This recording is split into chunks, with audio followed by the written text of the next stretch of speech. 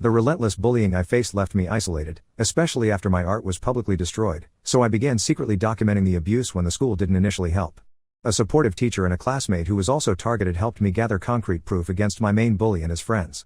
Presenting our evidence finally brought serious consequences for them, allowing me to start healing, reconnect with my art, find true friends, and feel hopeful again. The fluorescent lights of Northwood High always seemed harsher on Mondays. They buzzed with an irritating frequency, amplifying the knot tightening in my stomach as I walked through the main entrance. It wasn't just the usual Monday dread, it was the specific, targeted anxiety that had become my shadow over the past 6 months. His name was Ethan, and he, along with his usual accomplices, Jake and Ben, had decided I was their designated target for the semester. Or maybe for life, it felt like. I clutched my sketchbook tighter. It was the only place I felt truly safe anymore, the pages filled with worlds far removed from the reality of chipped lockers, scuffed floors, and the constant, low-level fear that permeated my days. I'm Leo. I'm 15, reasonably smart, not particularly athletic, and I prefer drawing dragons and designing imaginary cities to just about anything else. Apparently, this combination made me prime territory for Ethan's brand of attention. It started small, as these things often do. A shoulder check in the crowded hallway that sent my books flying. Snickers when I answered a question in class. Nicknames whispered just loud enough for me to hear. Sketchpad. Doodle boy, sometimes just weirdo. I tried ignoring it, burying my head deeper into my drawings, hoping they'd get bored. They didn't. The turning point, the moment it shifted from casual cruelty to something more deliberate and corrosive, was 3 weeks ago in art class.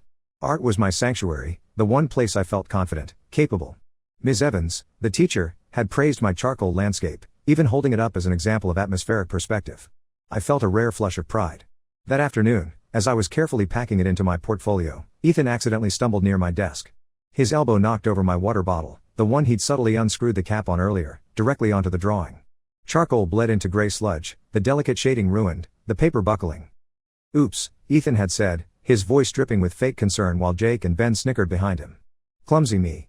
Guess your masterpiece is just modern art now, huh, Leo? Ms. Evans was busy helping another student across the room. No one else said anything. A few averted their eyes, pretending not to see. My face burned, not just with anger, but with a profound sense of humiliation and helplessness.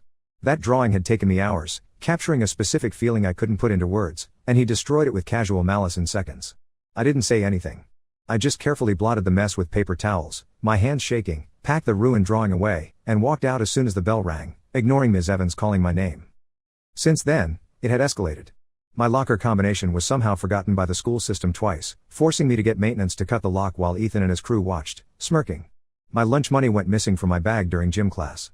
Cruel notes appeared taped to my locker, filled with caricatures of me and insults about my art, my clothes, the way I walked. The worst part was the isolation. Kids I used to talk to, even shared jokes with, now kept their distance. They weren't mean, necessarily, but they were afraid. Afraid that proximity to me would make them the next target. The silence of bystanders felt almost as loud as Ethan's taunts. My parents knew something was wrong. I was quieter, moodier, my grades slipped slightly. But I couldn't bring myself to tell them the full extent. How do you explain the constant, grinding fear? The way your heart leaps into your throat every time you hear laughter behind you? The shame that floods you, making you feel like it must somehow be your fault? I'd mumbled something about some guys being jerks, but downplayed it. They told me to stand up for myself, to ignore them, the standard advice that felt utterly useless in the face of Ethan's relentless campaign. Today felt particularly bad. There was a buzz in the air, a sense of anticipation among Ethan's group that set my teeth on edge. As I navigated the crowded C-wing towards my English class, Jake deliberately stuck his foot out. I stumbled, managing to catch myself on a row of lockers, my sketchbook skittering across the floor. It landed open, revealing a detailed drawing of a griffin I was particularly proud of. Ethan scooped it up before I could react. Well, what have we got here? He announced, holding it high. A small crowd started to gather. Look, everyone. Leo's drawing his little fantasy pets again. Laughter erupted. Not just from Jake and Ben, but from others too, caught up in the moment. My face felt hot, my vision blurring slightly. Give it back, Ethan, I said, my voice barely a whisper. What was that? Can't hear you, doodle boy, Ethan taunted, holding it just out of reach. He pretended to examine the drawing closely. You know, it's not bad. For a freak. He smirked, then, with deliberate slowness, he ripped the page right out of the sketchbook. The sound tore through the hallway noise. He crumpled it into a ball and tossed it onto the floor like trash. Needs more. Feeling, he declared, before shoving the damaged sketchbook back into my chest so hard I stumbled back. He and his friends laughed again, high-fiving as they sauntered off down the hall just as the late bell rang, scattering the small crowd. I stood there, frozen, the crumpled ball of paper lying at my feet. The ripped edge in my sketchbook felt like a physical wound. Tears pricked my eyes, hot and shameful. I didn't pick up the crumpled drawing. I couldn't. I just hugged the violated sketchbook to my chest, turned, and walked in the opposite direction, out the side door and away from the school. I didn't know where I was going, but I knew I couldn't stay there. Not today. The echoes of their laughter followed me long after I left the building. The weight of it all felt crushing, unbearable. Something had to change. I just had no idea what. Update 1. It's been 3 weeks since the sketchbook incident. 3 weeks of navigating a landscape that feels both familiar and terrifyingly altered. Thanks for the comments and messages on my initial vent. Didn't realize anyone would even read it, let alone understand. Knowing I wasn't just screaming into the void helped more than I can say. Walking out that day felt like defiance, but the next morning, reality crashed back in. Skipping school wasn't a solution. My parents got the automated call, and the conversation that followed was difficult. I finally broke down, told them everything. Not just the ripped drawing, but the constant jabs, the locker incidents, the missing money, the way kids avoided me. My mom cried. My dad looked like he wanted to punch a wall. They were furious, hurt, and confused about why I hadn't told them sooner. Explaining the shame, the feeling that it reflected badly on me, was harder than describing the bullying itself. They scheduled a meeting with the vice principal, Mr. Henderson, and my guidance counselor, Ms. Albright. I dreaded it. Walking into that sterile office felt like admitting defeat. Ethan, Jake, and Ben were called in separately. Predictably, they denied everything. Ethan, master manipulator that he is, turned on the charm. He claimed I was the one who was antisocial, that I overreacted to normal joking around. He even suggested I'd rip the drawing myself out of frustration because it wasn't perfect. Jake and Ben just nodded along, looking innocent. Without concrete proof beyond my word against theirs, the school's response felt frustratingly inadequate. Mr. Henderson gave Ethan and his crew a stern lecture about respectful behavior and school spirit. Ms. Albright gave me pamphlets on conflict resolution and suggested I try joining a club to find my people. They assured my parents they would keep an eye on things. It felt like a bureaucratic slap on the wrist for them and a pat on the head for me. The immediate aftermath was almost worse. Ethan wasn't overtly aggressive for a few days, but the smirks were bolder, the whispers louder. They knew they'd gotten away with it. The message was clear, telling adults didn't work. Some kids looked at me with pity, which felt almost as bad as the scorn. Others seemed convinced Ethan's version was true, that I was unstable, overly sensitive. The isolation deepened. But something shifted in me after that meeting. The helplessness started to curdle into a cold, quiet anger. If they wouldn't believe me without proof, then I would get proof. It started small.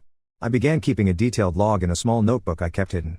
Dates, times, locations, specific insults, who was there. It felt forensic, detached, but it was something I could control. The bullying adapted.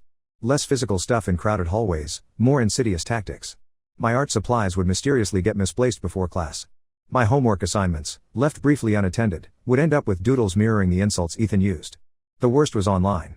A fake social media profile pretending to be me popped up, posting bizarre, self-deprecating things and trying to start arguments with other students. It used a profile picture swiped from my mom's Facebook page. Reporting it felt like playing whack-a-mole. It would get taken down, and another, slightly different one would appear a few days later. It was designed to make me look pathetic and unstable. There have been tiny glimmers, though.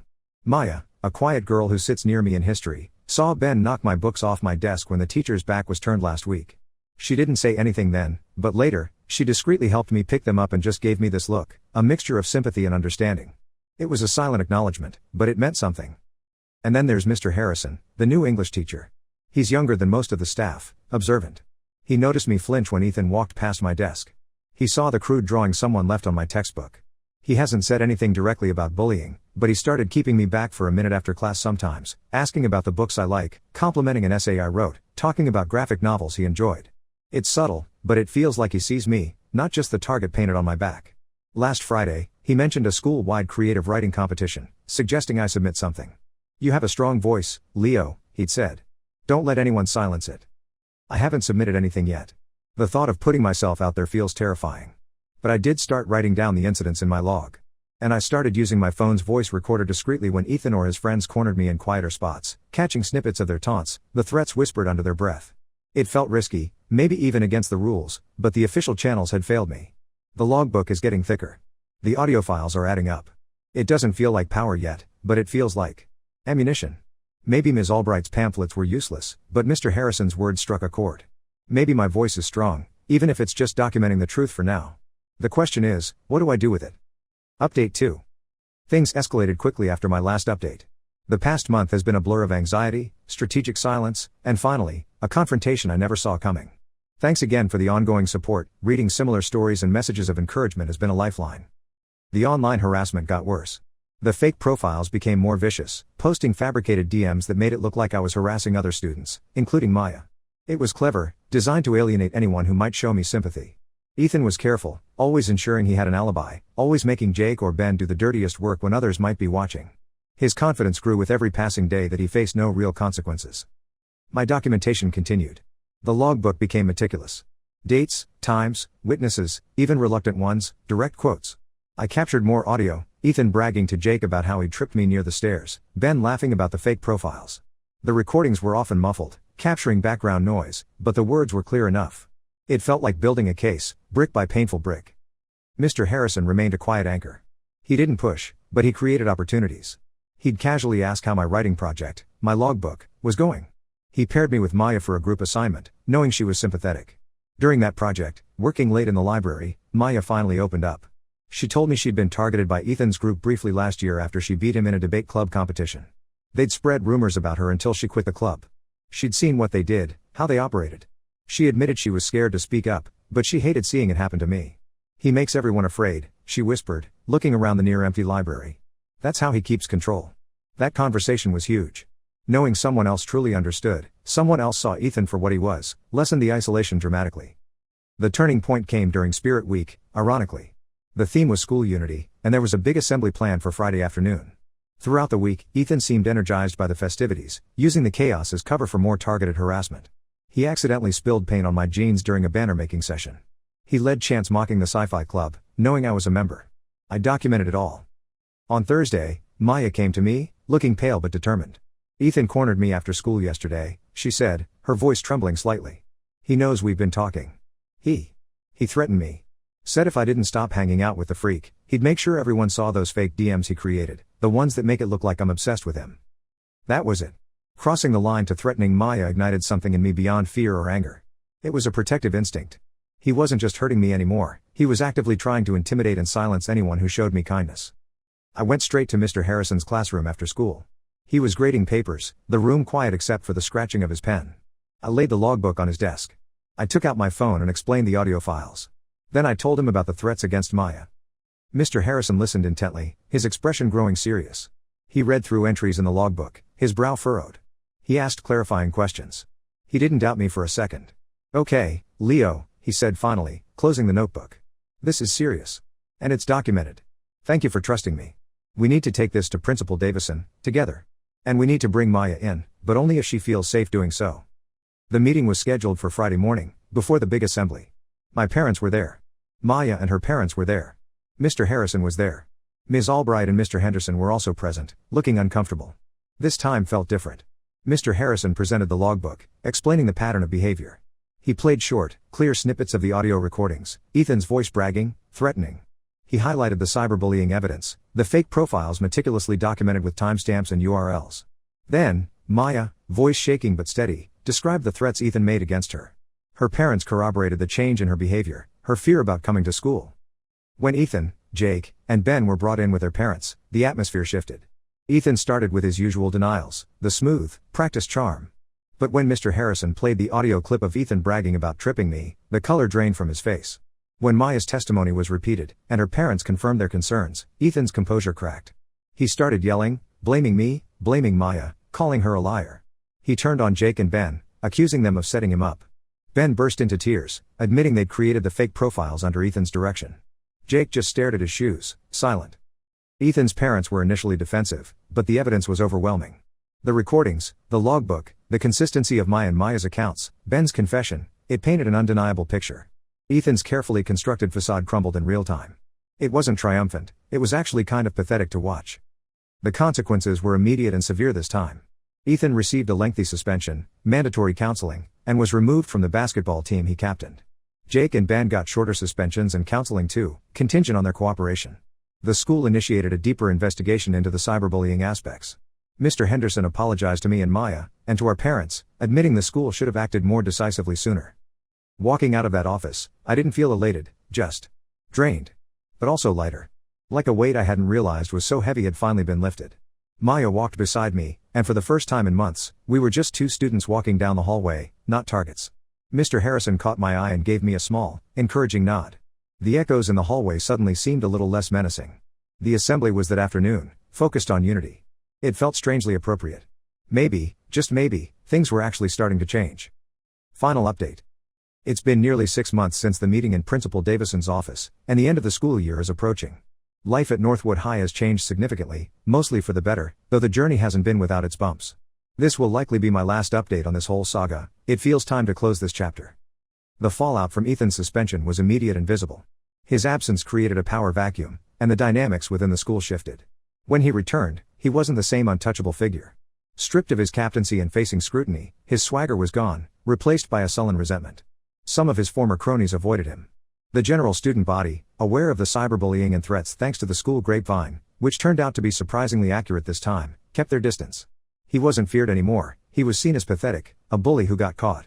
Karma, it turns out, can be quite public. Jake and Ben mostly kept their heads down after their suspension, sticking to themselves. I haven't had any issues with them since. The school, perhaps spurred by embarrassment and potential liability, actually implemented some changes. Ms. Albright spearheaded new anti-bullying workshops, this time involving student input. Mr. Harrison started an after-school creative club, focusing on writing, art, and graphic novels. It became a haven for kids like me, and Maya is a regular member too. The administration seems more attuned to subtle forms of harassment now, and there's a clearer, more anonymous reporting system in place. It's not perfect, but it's progress. My own healing has been gradual. The hypervigilance, the flinching at loud noises or sudden movements, took time to fade. There are still moments when a crowd feels overwhelming, or a group of laughing boys down the hall triggers a flicker of the old fear. But it's manageable now. The biggest change is that I don't feel alone. Maya and I became genuine friends, bonding over shared experiences and mutual interests. A few other kids, who had previously kept their distance out of fear, started talking to me again, some even apologizing for not speaking up sooner. I found my people, as Ms. Albright would say, not by joining a random club, but by weathering the storm and finding others who valued kindness over conformity. My art is flourishing again. I submitted a piece to that creative writing competition Mr. Harrison suggested, not a written piece, but a graphic narrative depicting the feeling of isolation and the gradual return of hope. It won second place. Standing on the auditorium stage to accept the certificate, looking out at the student body, felt surreal. It wasn't about rubbing anyone's face in it was about reclaiming a part of myself that the bullying had tried to extinguish. My sketchbook is filled with new ideas, new worlds, no longer just an escape but a form of expression. I saw Ethan a few weeks ago at the public library. He was alone, hunched over a computer. He looked up as I walked past, and for a split second, our eyes met. There was no smirk, no malice. Just a flicker of something unreadable, maybe shame, maybe just emptiness. I didn't feel anger or fear. I just felt nothing. He was no longer a monster casting a long shadow over my life, he was just a kid who had made cruel choices and was now living with the consequences. I kept walking. My parents and I talk more openly now. They understand the complexities of bullying better, the shame and fear that keep kids silent. Our relationship is stronger for it. Mr. Harrison continues to be a mentor, encouraging my creative pursuits. This whole experience taught me more than I ever wanted to know about fear, cruelty, and the complicity of silence. But it also taught me about resilience, the power of documentation, the importance of finding even one ally, and the strength it takes to speak your truth, even when your voice shakes. The echoes in the hallway haven't vanished completely, but they no longer drown out everything else. There's room now for laughter, for friendship, for the scratch of a pencil on paper as I create something new. It's a quieter, more hopeful sound. And for the first time in a long time, I'm looking forward to what comes next. Thanks for listening.